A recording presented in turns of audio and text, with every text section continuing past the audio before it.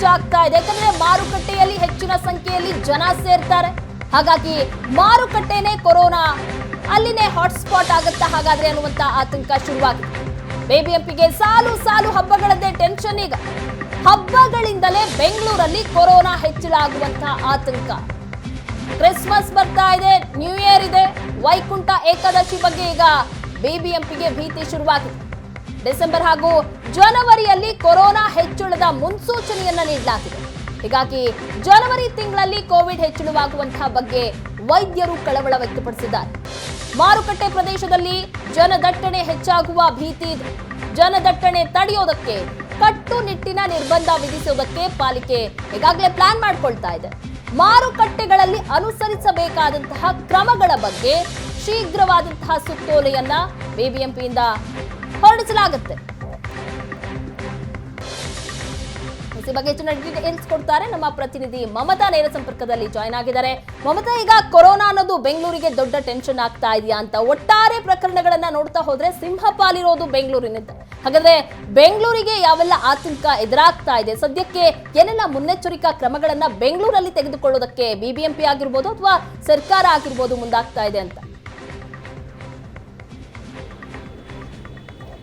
ಪ್ರಗತಿ, Covid ಬೆಂಗಳೂರಿನಿಂದಲೇ blast ಆಗುತ್ತಾ ಅನ್ನುವಂತಹ ಒಂದು ಆತಂಕ ಶುರುವಾಗಿರುವಂಥದ್ದು. ಯಾಕಂತಂದರೆ ಈಗಾಗಲೇ ರಾಜ್ಯಾದ್ಯಂತ ಸುಮಾರು 2,500 ಸ್ಯಾಂಪಲನ್ನು ಟೆಸ್ಟ್ ಮಾಡಲಾಗಿದೆ. ಅಂದರೆ ನಿನ್ನೆ ಒಂದೇ ದಿನ ಮಾಡಿರುವಂಥದ್ದು. ಅದರಲ್ಲಿ ಸುಮಾರು 90 ಹೊಸ ಕೇಸ್ಗಳು, 23 ಹೊಸ ಪ್ರಕರಣಗಳು ಪತ್ತೆಯಾಗಿರುವಂಥದ್ದು.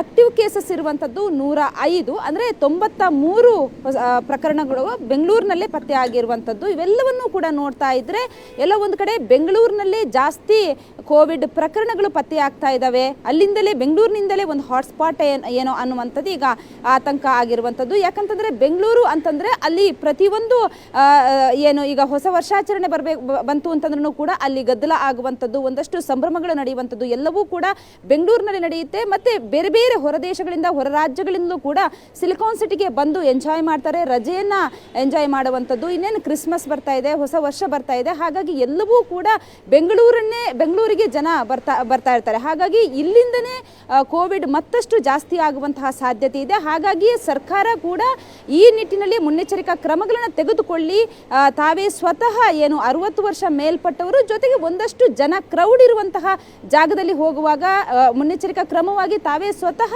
ಮಾಸ್ಕನ್ನು ಬಳಕೆ ಮಾಡಿ ಅನ್ನುವಂಥದ್ದನ್ನು ಕೂಡ ಈಗಾಗಲೇ ಸರ್ಕಾರ ಹೇಳಿದೆ. ಆರೋಗ್ಯ ಇಲಾಖೆ ಕೂಡ ಇದ್ರ ಬಗ್ಗೆ ಜನರಲ್ಲಿ ಮನವಿಯನ್ನು ಮೂಡಿಸಿದೆ. ಆದರೂ ಕೂಡ ಜನ ಒಂದು ವೇಳೆ ಎಚ್ಚೆತ್ತುಕೊಂಡಿಲ್ಲ ಅಂತಂದರೆ ಮತ್ತಷ್ಟು ಕೋವಿಡ್ ಜಾಸ್ತಿ ಆಗುವಂತಹ ಸಾಧ್ಯತೆ ಕೂಡ ಇದೆ.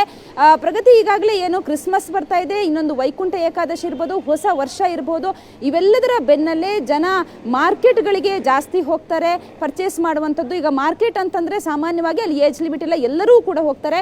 ಮುಖ್ಯವಾಗಿ ಜಾಸ್ತಿ ಹಿರಿಯ ನಾಗರಿಕರು ಕೂಡ ಅಲ್ಲಿ ಹೋಗುವಂಥದ್ದು.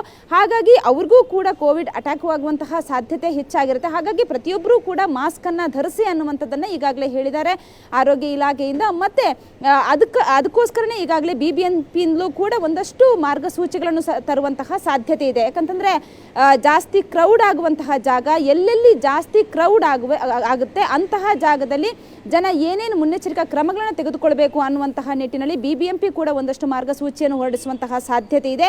ಈಗಾಗಲೇ ಇವತ್ತು 3 ಗಂಟೆಗೆ ಬಿಬಿಎಂಪಿಯಿಂದ ಏನು ಖಾಸಗಿ ಆಸ್ಪತ್ರೆಯ ವೈದ್ಯರುಗಳಂದ್ರೆ ಏನು ಮೇಲಾಧಿಕಾರಿಗಳಿದ್ದಾರೆ ಅವ್ರ ಜೊತೆಗೆ ಒಂದು ಸಭೆಯನ್ನು ಕೂಡ ನಡೆಸಲಿದ್ದಾರೆ.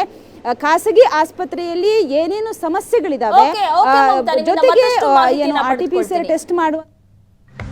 ಇನ್ನು ಬೆಂಗಳೂರಿಗೆ ಕೊರೋನಾ ಆತಂಕ, ಬಿಬಿಎಂಪಿ ಈಗ ಅಲರ್ಟ್ ಆಗ್ತಾ ಇದೆ. ಕೊರೋನಾ ತಡೆಗೆ ಬಿಬಿಎಂಪಿ ಅಧಿಕಾರಿಗಳಿಂದ ಸಕಲ ಸಿದ್ಧತೆಗಳಾಗ್ತಾ ಇದೆ. ಖಾಸಗಿ ಆಸ್ಪತ್ರೆಗಳ ಜೊತೆಯಲ್ಲಿ BBMP high voltage meeting. Corona ತಡೆಯೋದಕ್ಕೆ ಬಿಬಿಎಂಪಿ ಅಧಿಕಾರಿಗಳಿಂದ ಈ ರೀತಿ ಸಿದ್ಧತೆ ಆಗ್ತಾ ಇದೆ. ಖಾಸಗಿ ಆಸ್ಪತ್ರೆಗಳ ಜೊತೆಯಲ್ಲಿ ಹೈ ವೋಲ್ಟೇಜ್ ಮೀಟಿಂಗ್ ಅನ್ನ ಬಿಬಿಎಂಪಿ ನಡೆಸಲಿದೆ. ಮಧ್ಯಾಹ್ನ 3 ಗಂಟೆಗೆ ಖಾಸಗಿ ಆಸ್ಪತ್ರೆಗಳ ಜೊತೆಯಲ್ಲಿ ವರ್ಚುವಲ್ ಸಭೆ ಇರುತ್ತೆ. ಬಿಬಿಎಂಪಿ ಸಭೆಯಲ್ಲಿ ಖಾಸಗಿ ಆಸ್ಪತ್ರೆಗಳ ಮುಖ್ಯಸ್ಥರು ಸಹ ಭಾಗಿಯಾಗಿರ್ತಾರೆ. ಕೋವಿಡ್ ಎದುರಿಸಲು ಏನೆಲ್ಲ ಮುಂಜಾಗ್ರತಾ ಕ್ರಮಗಳನ್ನ ಕೈಗೊಳ್ಳಬೇಕು ಅನ್ನುವಂತಹ ವಿಚಾರ ಇಲ್ಲಿ ಚರ್ಚೆ ಆಗೋ ಸಾಧ್ಯತೆ ಇದೆ. ಜೊತೆಗೆ 3 ತಿಂಗಳಿಗೆ ಆಗುವಷ್ಟು ಬೆಡ್, ಆಕ್ಸಿಜನ್ ವ್ಯವಸ್ಥೆ ಮಾಡಲಾಗಿದೆಯಾ, ಆಸ್ಪತ್ರೆಗಳ ಸಿದ್ಧತೆ ಕುರಿತು ಇಂದಿನ ಸಭೆಯಲ್ಲಿ ಚರ್ಚೆ ಆಗಲಿದೆ. ಇವತ್ತು ಖಾಸಗಿ ಆಸ್ಪತ್ರೆಗಳ ಜೊತೆಯಲ್ಲಿ ಬಿಬಿಎಂಪಿ ಹೈ ವೋಲ್ಟೇಜ್ ಮೀಟಿಂಗ್ 3 ಗಂಟೆಗೆ ಆರಂಭ ಆಗುತ್ತೆ. ಈ ಬಗ್ಗೆ ಹೆಚ್ಚಿನ ಡೀಟೇಲ್ಸ್ ಕೊಡ್ತಾರೆ ನಮ್ಮ ಪ್ರತಿನಿಧಿ ಮಮತಾ. ಈಗ 3 ಗಂಟೆಗೆ ಖಾಸಗಿ ಆಸ್ಪತ್ರೆಗಳ ಜೊತೆಗೆ ಬಿಬಿಎಂಪಿ ಮೀಟಿಂಗ್ ಮಾಡ್ತಾ ಇದೆ. ಎಷ್ಟು ಮಹತ್ವವನ್ನ ಪಡೆದುಕೊಳ್ಳುತ್ತೆ? ಖಾಸಗಿ ಆಸ್ಪತ್ರೆಗೆ ಏನೆಲ್ಲ ಸೂಚನೆಗಳನ್ನ ಕೊಡುವಂತಹ ಸಾಧ್ಯತೆ ಇದೆ?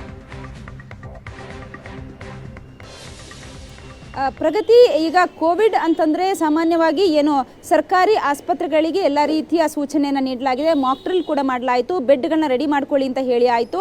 ಇದಕ್ಕೆ ಎಲ್ಲ ರೀತಿಯ ವರದಿಯನ್ನು ಕೂಡ ಈಗಾಗಲೇ ಆರೋಗ್ಯ ಇಲಾಖೆ ತರಿಸ್ಕೊಂಡಿದೆ. ಅದಾದ ಬೆನ್ನಲ್ಲೇ ಈಗ ಖಾಸಗಿ ಆಸ್ಪತ್ರೆಯಿಂದನೇ ಏನು ದರವನ್ನು ಫಿಕ್ಸ್ ಮಾಡುವಂಥದ್ದು, ಅದು ಏನು ತಮಗಿಚ್ಛೆ ಬಂದ ಹಾಗೆ ದರವನ್ನು ಫಿಕ್ಸ್ ಮಾಡುವಂಥದ್ದು ಖಾಸಗಿ ಆಸ್ಪತ್ರೆಯಲ್ಲಿ ನಡೆಯುತ್ತೆ. ಹಾಗಾಗಿ ಇದಕ್ಕೆ ಬ್ರೇಕ್ ಹಾಕಬೇಕು ಅನ್ನುವಂತಹ ನಿಟ್ಟಿನಲ್ಲಿ ಇವತ್ತು ಆರೋಗ್ಯ ಅಧಿಕಾರಿಗಳು ಬಿಬಿಎಂಪಿ ಆರೋಗ್ಯ ಅಧಿಕಾರಿಗಳು ಖಾಸಗಿ ಆಸ್ಪತ್ರೆಯ ವೈದ್ಯರ ಜೊತೆಗೆ ಇವತ್ತು ಸಭೆಯನ್ನು ಕರೆದಿದ್ದಾರೆ. 3 ಗಂಟೆಗೆ ಸಭೆ ನಡೆಯುತ್ತೆ. ಅಂದರೆ RT-PCR ಟೆಸ್ಟ್ ಮಾಡಬೇಕು ಅಂತಂದ್ರೂ ಕೂಡ ಅವರೇ ಒಂದು ದರವನ್ನು ಫಿಕ್ಸ್ ಮಾಡ್ತಾರೆ. ಹಾಗಾಗಿ ಇದು ದುಪ್ಪಟ್ಟು ದರವನ್ನು ಫಿಕ್ಸ್ ಮಾಡಬಾರ್ದು, ಇದಕ್ಕೆ ಒಂದು ನೀತಿ ಇರುತ್ತೆ. ಹಾಗಾಗಿ ಇದ್ರ ಬಗ್ಗೆ ಮಾತನಾಡೋದಕ್ಕೆ ಒಂದು ಚರ್ಚೆಯನ್ನು ಇವತ್ತು ಸಂಜೆ 3 ಗಂಟೆಗೆ ಸಭೆಯನ್ನು ಕರೆದಿರುವಂಥದ್ದು. ಅದರ ಜೊತೆಗೆ ಯಾವ ರೀತಿಯ ಸಮಸ್ಯೆ ಇದೆ, ಬೆಡ್ಗಳನ್ನು ಕೂಡ ಮಾಡ್ಕೊಳ್ಳಿ, ಮತ್ತು ಯಾವುದೇ ರೀತಿಯಲ್ಲೂ ಕೂಡ ಜನ ಅಂದರೆ ಪೇಷಂಟ್ಗಳು ಬಂದಂತಹ ಸಂದರ್ಭದಲ್ಲಿ ಯಾವುದೇ ರೀತಿಯಲ್ಲೂ ಕೂಡ ಅವರಿಗೆ ತೊಂದರೆ ಆಗಬಾರ್ದು.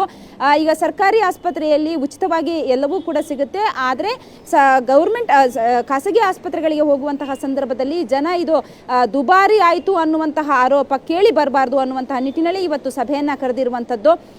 ಈಗಾಗಲೇ ಏನು ತಾಂತ್ರಿಕ ಸಲಹಾ ಸಮಿತಿಯ ತಜ್ಞರು ಕೂಡ ಹೇಳಿದ್ದಾರೆ, ಈ ತಿಂಗಳ ಕೊನೆಯಲ್ಲಿ ಅಂದರೆ ಡಿಸೆಂಬರ್ ಎಂಡ್ ಜನವರಿವರೆಗೂ ಕೂಡ ಜನವರಿಯಲ್ಲೂ ಕೂಡ ಈ ಕೋವಿಡ್ ಜಾಸ್ತಿ ಆಗುವಂತಹ ಒಂದು ಮಾತನ್ನು ಹೇಳಿರುವಂಥದ್ದು. ಹಾಗಾಗಿ ಕೋವಿಡ್ ದಿನೇ ದಿನ ಜಾಸ್ತಿ ಆಗ್ತಾನೆ ಹೋಗುತ್ತೆ. ಇದಕ್ಕೆ ಕಂಟ್ರೋಲ್ ಮಾಡ್ಕೋಬೇಕು ಅಂತಂದರೆ ಜನರೇ ತಾವಾಗಿ ಮಾಸ್ಕನ್ನು ಹಾಕೋಬೇಕು, ಇಲ್ಲ ಅಂತಂದರೆ ಇದು ಜಾಸ್ತಿ ಆಗ್ತಾನೆ ಹೋಗುತ್ತೆ. ಹಾಗಾಗಿ ಒಂದು ವೇಳೆ ಜಾಸ್ತಿ ಆದಂತಹ ಸಂದರ್ಭದಲ್ಲಿ ಎಲ್ಲ ಆಸ್ಪತ್ರೆಗಳು, ಸರ್ಕಾರಿ ಇರ್ಬೋದು, ಖಾಸಗಿ ಆಸ್ಪತ್ರೆಗಳಿರ್ಬೋದು, ಎಲ್ಲರೂ ಕೂಡ ಇದಕ್ಕೆ ಏನೇನು ಮುನ್ನೆಚ್ಚರಿಕಾ ಕ್ರಮಗಳನ್ನು ತೆಗೆದುಕೊಳ್ಳಬೇಕು ಅಂದರೆ ಬೆಡ್ ಇರ್ಬೋದು, ಆಕ್ಸಿಜನ್ ಇರ್ಬೋದು, ವೆಂಟಿಲೇಟರ್ ಇರ್ಬೋದು, ಏನೇನು ಔಷಧಿಗಳು ಬೇಕಾಗುತ್ತೆ ಇವೆಲ್ಲವನ್ನೂ ಕೂಡ ಮುನ್ನೆಚ್ಚರಿಕಾ ಕ್ರಮವಾಗಿ ಎಲ್ಲವನ್ನೂ ಕೂಡ ಸ್ಟಾಕ್ ಮಾಡ್ಕೋಬೇಕು ಅನ್ನುವಂತಹ ನಿಟ್ಟಿನಲ್ಲಿ, ಅಂದರೆ ಈಗ 3 ತಿಂಗಳವರೆಗೂ ಕೂಡ ಏನೇನು ಔಷಧಿಗಳನ್ನ ರೆಡಿ ಮಾಡ್ಕೋಬೇಕು ಅದೆಲ್ಲದರ ಬಗ್ಗೆಯೂ ಕೂಡ ಇವತ್ತು ಸಭೆಯಲ್ಲಿ ಚರ್ಚೆ ಆಗುತ್ತೆ.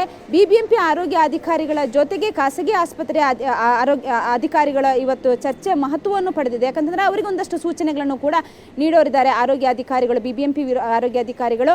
ಅಂದರೆ ದುಪ್ಪಟ್ಟು ಹಣವನ್ನು ತೆಗೆದುಕೊಳ್ಳಬಾರದು, ಬಂದಂತಹ ಏನು ರೋಗಿಗಳಿಗೆ ಯಾವುದೇ ರೀತಿಯಲ್ಲೂ ಕೂಡ ಅವರಿಂದ ಕಂಪ್ಲೇಂಟ್ಸ್ ಬರಬಾರ್ದು ಅನ್ನುವಂತಹ ನಿಟ್ಟಿನಲ್ಲಿ ಇವತ್ತು ಸಭೆಯನ್ನು ಕೂಡ ಕರೆದಿರುವಂಥದ್ದು.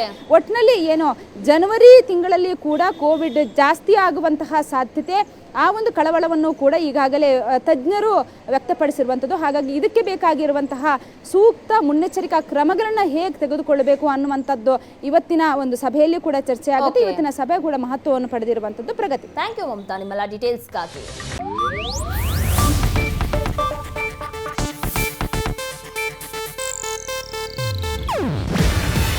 ಇದು ಏಷ್ಯಾನೆಟ್ ನ್ಯೂಸ್ ನೆಟ್ವರ್ಕ್ ಪ್ರಸ್ತುತಿ. ನೀವು ನೋಡ್ತಿದ್ದೀರಾ ಏಷ್ಯಾನೆಟ್ ಸುವರ್ಣ ನ್ಯೂಸ್.